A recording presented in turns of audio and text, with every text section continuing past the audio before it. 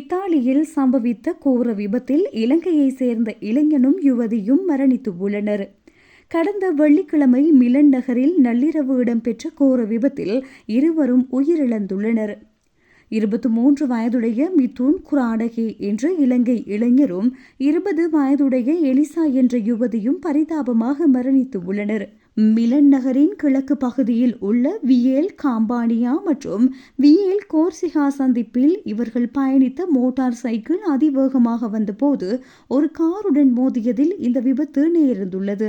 விபத்தில் வேகம் காரணமாக கவாசாகி நிஞ்சா ரக மோட்டார் சைக்கிள் பலத்த சேதமடைந்துள்ளதோடு மோதிய கார் வீதியோரத்தில் இருந்த டிராம் ரயில் நிறுத்தத்திற்கு அருகே தலைகீழாக கவிழ்ந்து விபத்துக்கு உள்ளானது.